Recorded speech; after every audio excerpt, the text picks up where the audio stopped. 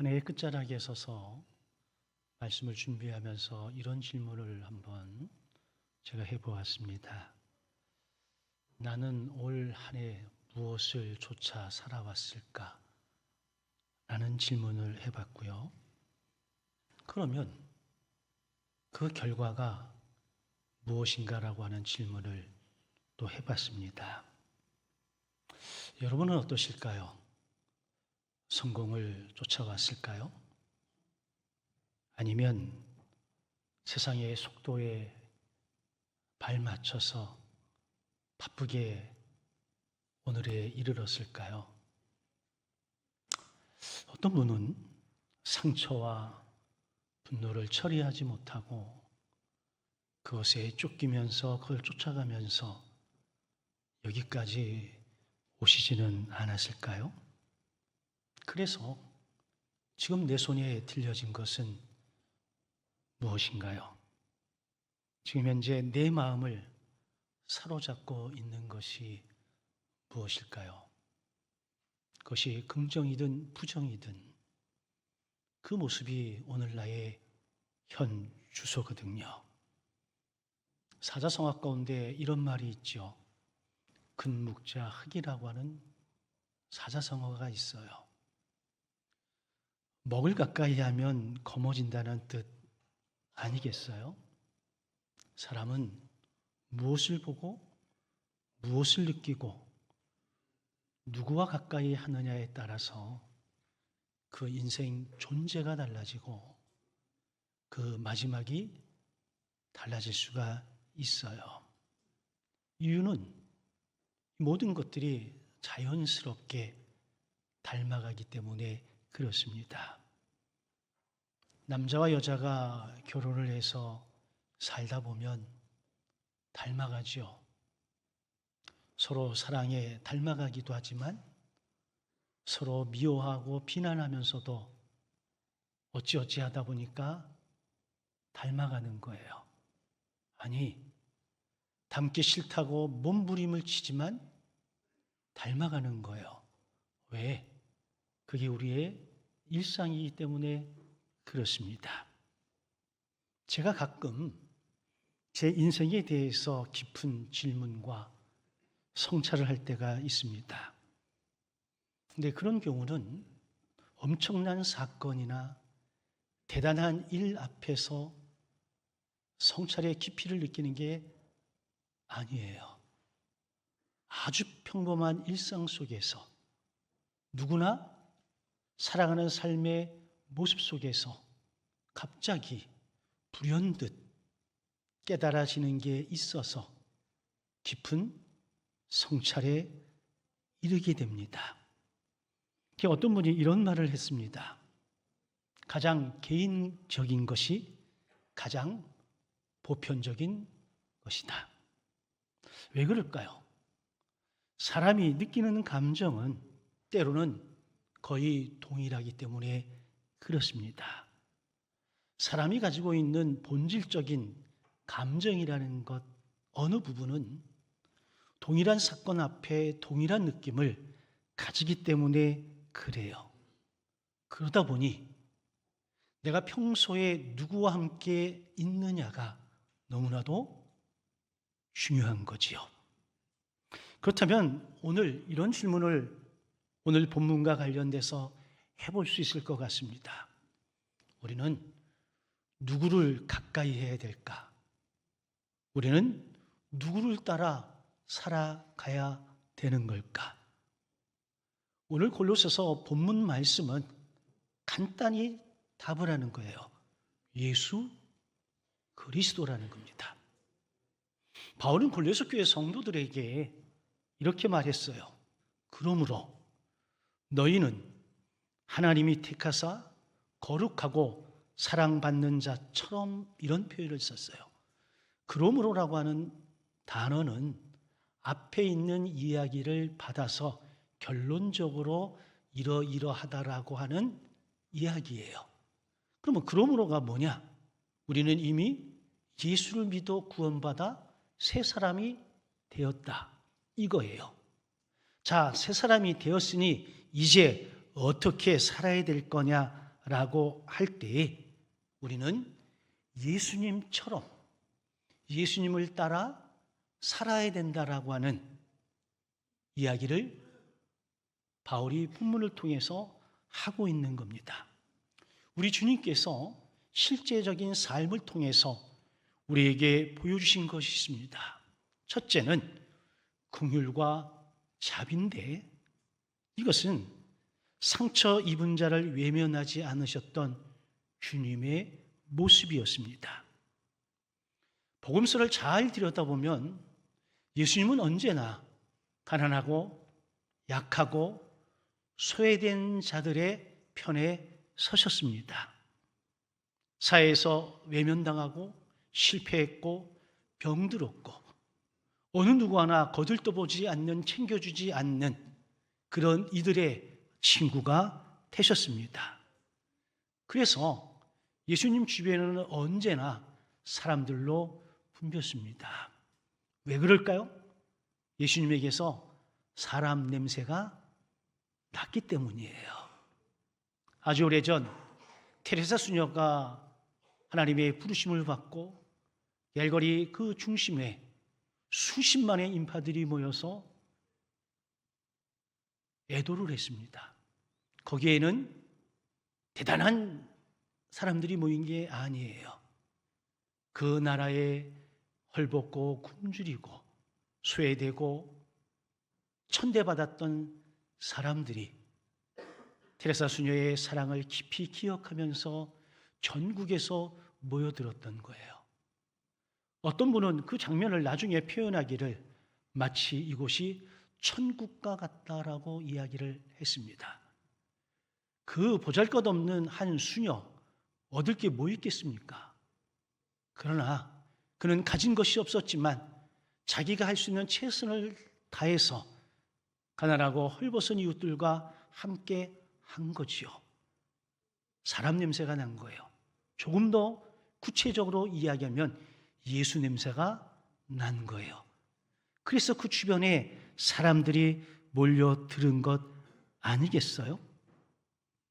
그런데 예수님은 그러한 무리들을 바라보실 때 정죄하기보다는 불쌍히 여기는 눈을 먼저 가지셨다는 거예요. 복음서에는 예수께서 불쌍히 여기셨다, 민망히 여기셨다 이런 표현들이 반복적으로 등장을 합니다. 이 짧은 몇 개의 단어 속에서 우리는 예수님의 시선을 볼 수가 있습니다.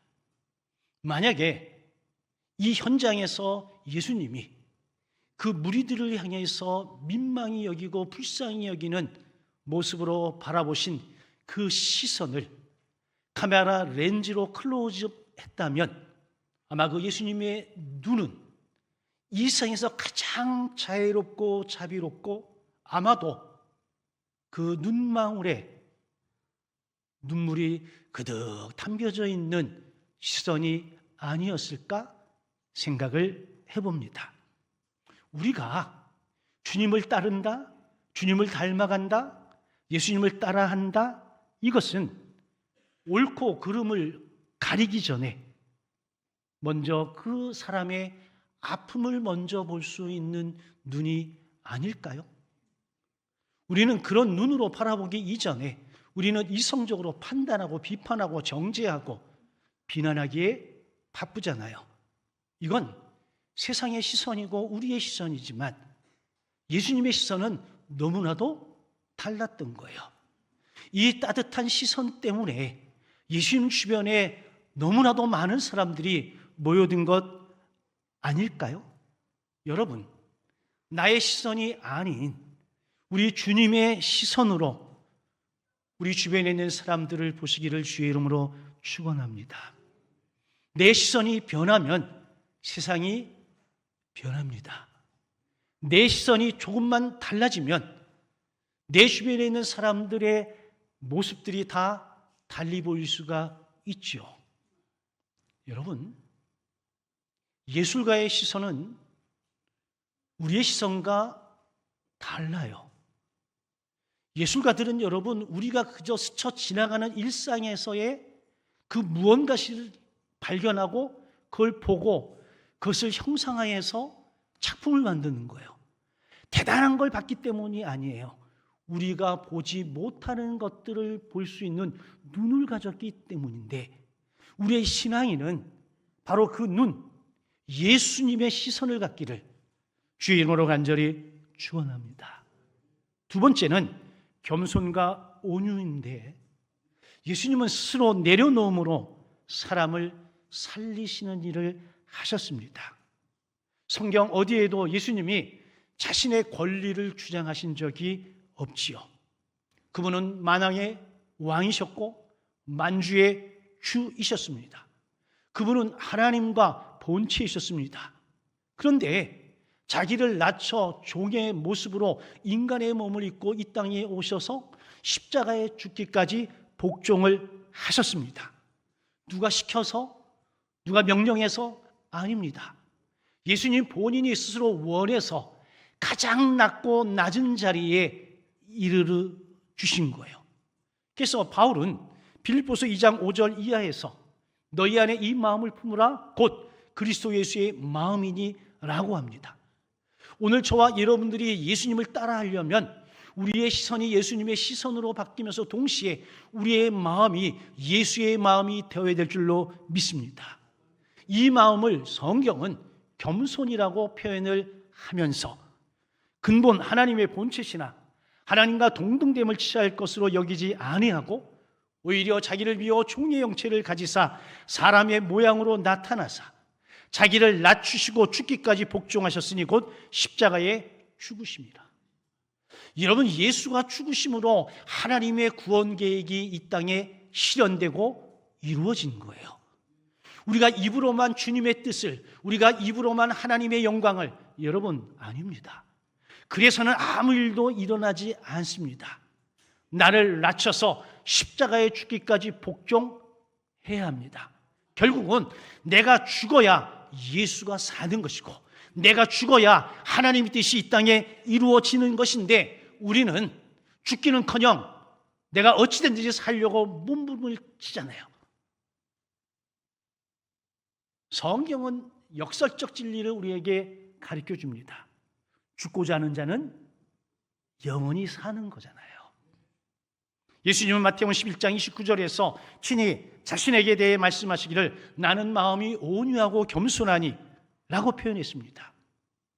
그분이 온유하고 겸손했기 때문에 그분의 주의가 따뜻한 거예요. 그래서 그분 주변에 사람들이 모인 거예요. 그분의 시선이 따뜻하고 그분의 삶이 따뜻하고 그 주변에서 온기를 느끼고 사람 냄새가 나고 온기가 있으니까 그 주변에 모여드는 거거든요. 올 한 해를 살아가면서 우리의 모습은 어떠했을까요? 여러분들의 말과 여러분들의 삶에 이런 따뜻한 온기가 있었을까요? 우리가 새로운 한 해를 맞이하면서 그런 온기가 항상 있는 우리 모두가 되어지길 주의 이름으로 축원합니다. 그래서 겸손은 약함이 아니라 사람을 살리는 힘이 됩니다. 세 번째는 오래 참음과 용납입니다. 나를 위해서 십자가에 죽기까지 견디신 주님이 보여주신 모습입니다.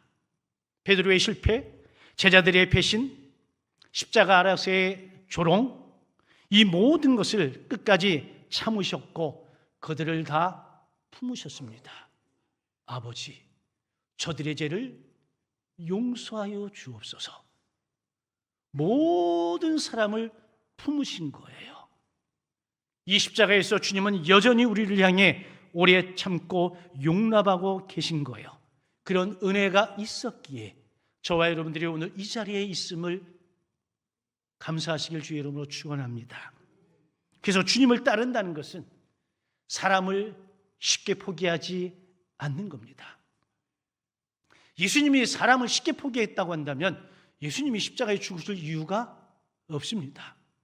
한 영혼도 쉽게 보지 않았고 한 사람도 가볍게 여기지 않았기 때문에 예수님은 십자가의 제물이 되실 수 있었던 겁니다. 네 번째, 사랑입니다. 모든 것을 완성하는 띠예요. 이 모든 것 위에 사랑을 더하라. 이는 온전하게 매는 띠니라. 여러분, 겸손도 온유도 오래 참음도 용납도 이게 개별적으로 있을 때는 힘이 없고 능력이 없어. 근데 이 모든 것이 사랑이라고 하는 띠로 묶여질 때에 대단한 힘과 시너지 효과가 있는 거예요. 성경은 믿음, 소망, 사랑 중에 제일은 사랑이래요. 왜 제일이 사랑이냐? 사랑이 모든 것을 묶어낼 수 있기 때문에 그렇습니다. 여러분, 사랑이 없는 인내는 냉소가 되는 것이고, 사랑이 없는 겸손은 자기 비하일 뿐이고, 사랑이 없는 용서는 계산이 앞설 따름이에요. 그래서 어거스틴은 이런 이야기를 했습니다. 사랑하라. 그리고 내가 원하는 것을 하라. 먼저 뭐 하래요? 사랑하래요. 여러분, 누군가를 먼저 사랑하면 그 사람의 허물이 보여요? 아니면 그 사람의 장점이 보여요? 그죠? 그러니까 사랑이 앞서야 되는 거예요. 내가 누군가에 대해서 사랑하고 사랑으로 접근하면 여러분, 거기서 무슨 냄새가 나고 무슨 소리를 해도 여러분, 그게 그리 흉하지가 않습니다. 근데 반대가 되어지면, 조건이 되어져 버리면 참 사랑만큼 어려운 게 없지요. 그래서 제가 요즘의 표현으로 이 말을 하면 닥치고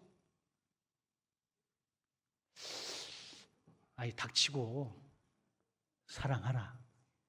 모르세요? 닥치고 사랑하라. 이유 따지지 말고 그냥 무조건 사랑하는 거예요. 그러면 내가 원하는 것을 할 수 있어요. 무슨 얘기냐면 모든 것에 사랑이 기준이 된다면 우리의 삶과 우리의 행동은 자연스럽게 주님이 가신 그 길을 따라갈 수 있는 거죠. 자, 그렇다면 왜 우리가 주님처럼 살아야 되는 걸까? 첫째, 우리는 예수 그리스도의 몸이기 때문에 그렇습니다. 너희가 한 몸으로 부르심을 받았대요. 우리의 신앙은 개인의 신앙을 뛰어넘어서 공동체 신앙입니다. 나 한 사람쯤이야? 아닙니다. 나 한 사람으로 끝나는 것이 아니라 공동체에 영향을 주기 때문에 여러분, 내가 건강하면 공동체가 건강한 거고 내가 건강하지 않으면 공동체가 건강한 게 아닌 거예요. 왜? 우리는 그리스도 예수 안에서 한 몸이기 때문에 그렇습니다. 몸의 지체는 혼자 살 수가 없습니다. 내 언어, 내 태도, 내 눈빛, 내 시선, 이거 하나가 결국은 공동체를 살릴 수도 있고 죽일 수도 있고 흥하게 할 수 있고 망하게 할 수 있습니다. 그래서 나 한 사람이라고 하는 이 존재가 공동체와 연결지어서 보면 대단히 귀하고 가치 있는 존재예요. 두 번째, 그리스도의 평강이 우리를 다스리기 때문입니다. 오늘 성경은 그리스도의 평강이 너희 마음을 주장하게 하라라고 이야기를 하고 있어요. 우리가 예수를 따르는 궁극의 목적은 여러분 성과가 아니에요. 그리스도의 평강이 우리 가운데 임하는 것, 이게 우리가 예수를 믿고 예수를 따르는 궁극의 목적인 거예요. 이 평강은 문제가 없는 상태가 아닌 주님이 나를 온전히 다스리는 상태, 고로 내가 주님의 다스림 안에서 그분의 말씀에 순종하며 살아가는 상태, 이 상태가 평화롭고 화평한 상태고 이게 궁극의 목적이라고 하는 겁니다. 여러분, 내가 평안하면, 내가 화평하면 내 주변에 있는 모든 것들이 화평할 수 있습니다. 세 번째, 이 모든 것들은 감사와 찬송으로 드러나야 됩니다. 오늘 성경은 너희는 감사하는 자가 되라 명령을 하고 있습니다. 시와 찬송과 신령한 노래로 하나님을 찬양하라고 말합니다. 여러분, 우리가 주님을 사랑하면 그분을 닮아갑니다. 그분을 닮아가면 제일 먼저 변하는 게 우리의 언어가 바뀝니다. 불평에서 감사로, 침묵에서 찬송으로 언어가 바뀝니다. 그래서 어떤 분은 이렇게 글을 썼어요. 감사는 주님을 따르는 사람들의 온도계, 체온계라고 이야기합니다. 여러분들의 체온을 1에서 10으로 볼 때 여러분들의 언어의 온도는 몇 점 정도 줄 수 있을까요? 빨리. 속으로 생각해 보세요. 5점은 하지 말고 맨날 뭐 그러면 5점이래. 5점은 없어. 5점 아래냐 5점 위에냐. 여러분 스스로가 나는 올 한 해 따뜻하게 살았다. 그러면 한 7점 정도 주시고, 올 한 해 그냥 따뜻한 언어를 쓰지 못하고 비판하고 판단하고 그랬으면 한 2점만 줘봐. 그러면 내년에는 몇 점 정도 하면 좋을까요?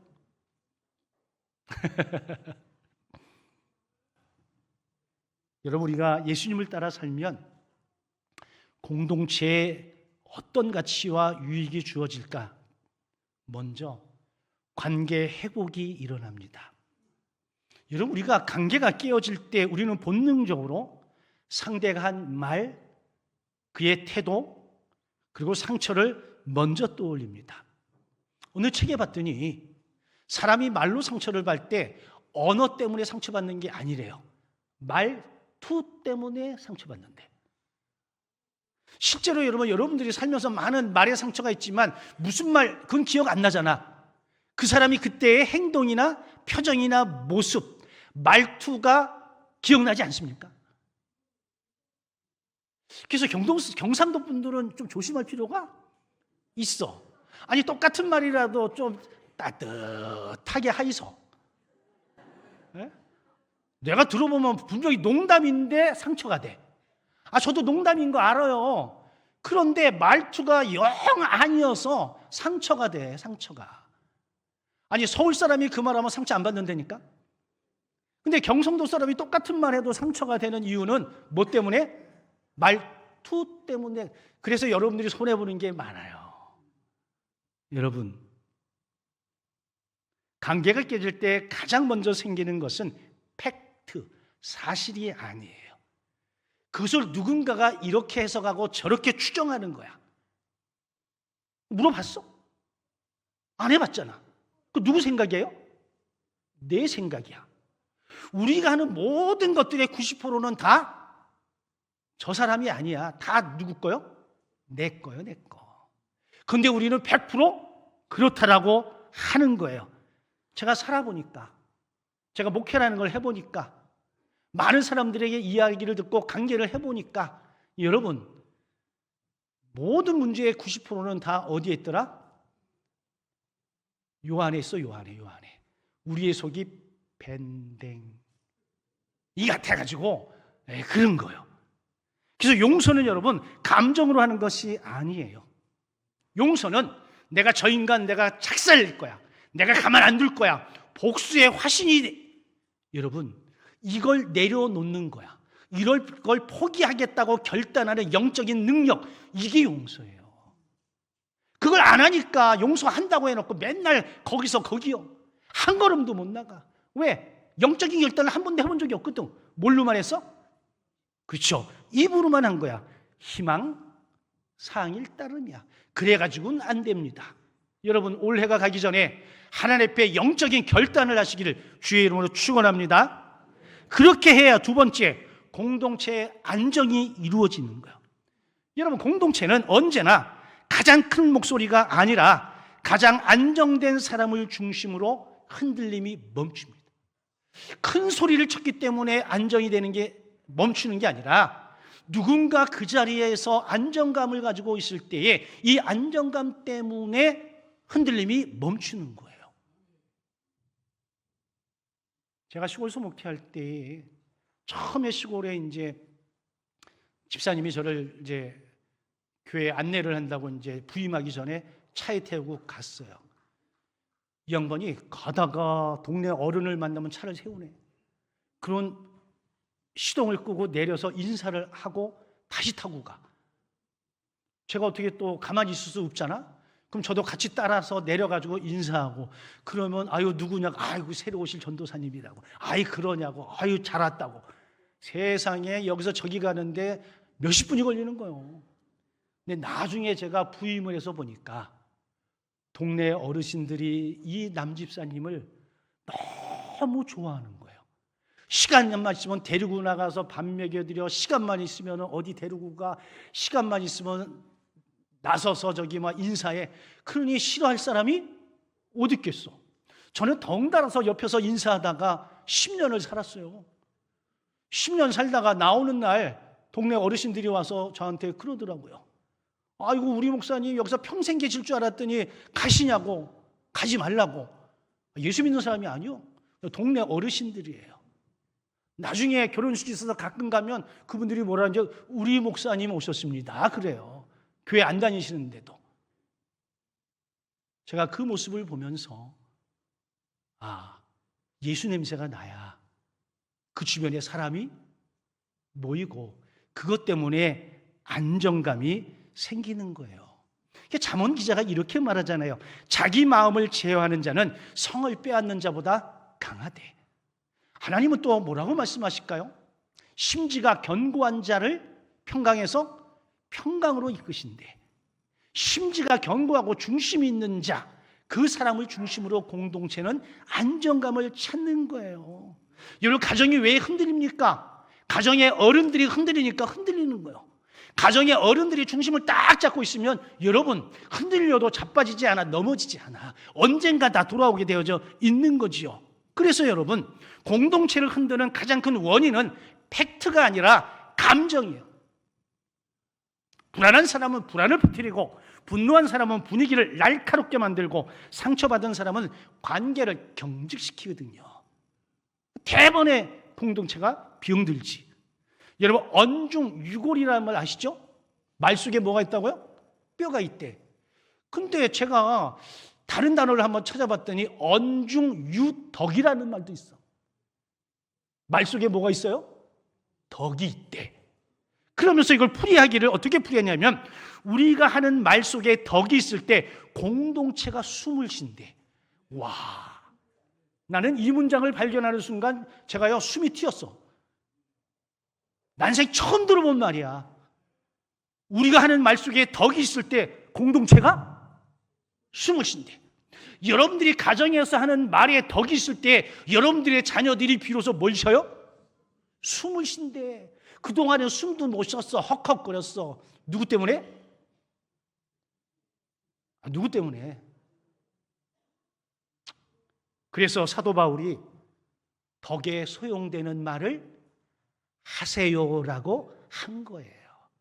옳은 말 하라고 하는 게 아니에요. 덕에 소용되는 말을 하라는 거예요. 왜? 그래야 살아나니까. 그래야 숨을 쉴 수 있으니까. 숨을 쉬어야 뭔가 열매가 맺힐 것 아니겠어요? 세 번째, 우리는 온 세대에 남겨야 될 유산이 있기 때문에 그렇습니다. 우리가 어른들에 대한 좋은 기억은 말보다는 그분의 인격적인 삶이에요. 우리가 다음 세대에게 남겨줄 가장 위대한 유산은 바로 건강한 영적 공동체입니다. 저는 지금도 기억합니다. 숨어서 목회할 때에 옆에 장로교회 장로님이셨는데, 제가 그 당시만 해도 29, 30 요 정도 나이였는데, 그때 그 장로님이 60이 넘으셨어요. 근데 주일날 되면 하얀 마고자를 딱 입고, 한복 위에 마고자를 입고 성경을 탁 들고 걸어가시는데, 난 그 모습만 봐도 은혜가 됐어. 그분의 삶이 어떤지 몰라. 왜? 너의 교회이기 때문에. 그런데 그분이 그렇게 가는 모습만 봐도 여러분 은혜가 됐어요. 그분이 나하고 대화한 적이 한 번도 없어. 무슨 얘기예요? 우리의 삶이 여러분 메시지라는 거야. 여러분들이 누구보다 먼저 예수 믿고 신앙의 어떤 직분을 가지고 살아갈 때 여러분 굳이 말 안 해도 됩니다. 떠들지 않아도 됩니다. 그냥 여러분들이 신실하게 하나님을 믿는 삶의 태도를 보여주기만 해도 그게 메시지가 돼서, 제가 여러분 40년, 30년 전에 그 모습을 기억을 지금까지 하면서 도전받고 있는 것 아니겠어요? 그래서 이번 연말당회를 하면서 장로님들과 이런 이야기를 한 적이 있어요. 제가 은퇴할 때까지 저와 우리 장로님들이 해야 될 일은 건강한 공동체를 만들어서 다음에 새로 부임할 목사님과 성도들이 함께 건강하고 행복한 목회를 할 수 있도록 우리는 준비를 해주는 것이다. 다른 데서 이야기하면 아멘 그러는데 왜요? 리더십이 교체될 때가 가장 위험하거든. 이때 가장 많이 흔들려서 100년을 쌓아온 게 하루아침에 와르르 무너지거든. 왜요? 준비를 안 했어. 철저하게 준비해야 하는 거예요. 우리는 예수의 본을 따라서 자기를 주장하지 말고 하나님 나라와 의를 위해서 겸손히 주님 앞에 복종하는 삶을 살아야 될 줄로 믿습니다. 네 번째, 우리는 세상 속에 증인으로 살아야 되기 때문에 그렇습니다. 어떤 분은 이렇게 표현했어요. 그리스도인은 그리스도를 대신하여 이웃 앞에 서 있는 사람이래요. 우리가 만나는 모든 사람 앞에 우리는 예수님을 대신해서 그 앞에 서 있는 거예요. 다른 말로 하면 그 사람은 나를 통해서 누구를 보는 거예요? 예수님을 보는 거예요. 그렇다면 내가 어떤 모습으로 서 있어야 될지, 어떤 옷을 입고 있어야 될지 답이 나와야 하나요?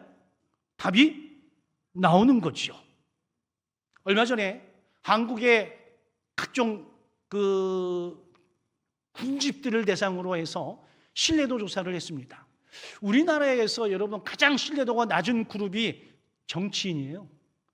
근데 그 맞먹는 게 기독교인이야. 그러니까 우리의 신뢰도가 얼마나 땅에 떨어졌는지 몰라요. 그러면 그들이 원하는 것은 뭐냐? 우리와 똑같아라? 아니죠. 우리와는 조금 달라야 되지 않느냐는 게 그들의 시선이에요. 교회는 교회다워야 되고 성도는 성도다워야 된다. 그게 뭐예요? 거룩이에요. 여러분, 요즘 많은 사람들이 동양 종교를 찾는데요.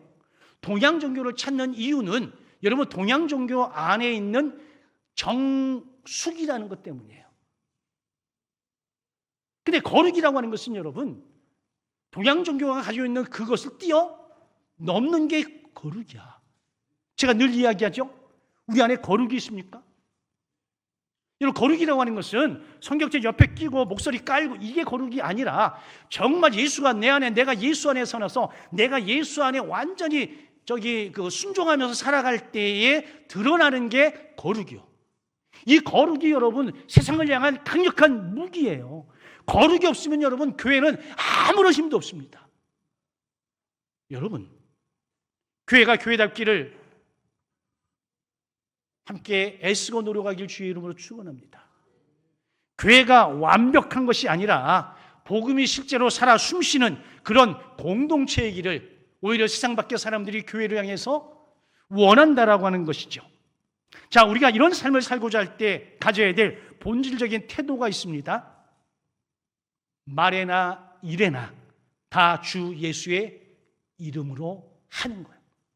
여러분들이 무슨 말 할 때에도 예수의 이름으로, 무슨 일을 할 때에도 누구의 이름으로? 예수의 이름으로. 그렇다면 우리의 언어가 어떠해야 될지, 우리의 삶이 어떠해야 될지 답이 나와야 안 나와요? 나오는 거지. 여러분, 이게 예수님을 따라하는 삶이야. 이게 예수처럼 사는 것이고 예수 그리스도의 성품의 옷을 입는 거예요. 2025년의 끝자락에서 주님은 우리에게 묻고 계시는 겁니다. 너는 나를 얼마나 닮아왔느냐? 너는 내년에 나를 어떤 모습으로 따를 것이냐? 새해를 앞두고 우리에게 필요한 것은 새로운 결심이 아니라 새로운 방향을 선회하는 겁니다. 주님을 따라서 그분의 마음을 입고 그분의 평강을 품어 그분의 사랑을 살아내는 공동체가 되어지는 것. 그래서 2026년도 우리 교회 폐허가 온 세대가 말씀과 은혜로 세워지는 교회가 되는 거예요. 2026년이 말씀과 하나님의 은혜로 세워져 예수의 마음을 품고 예수의 신으로 사람을 보고 예수와 같은 모습으로 살아가는 것. 그래서 거룩을 회복하고 거룩을 통해서 세상을 변화시키는 우리 진주교회가 되어지길 주님의 이름으로 간절히 축원합니다. 아멘.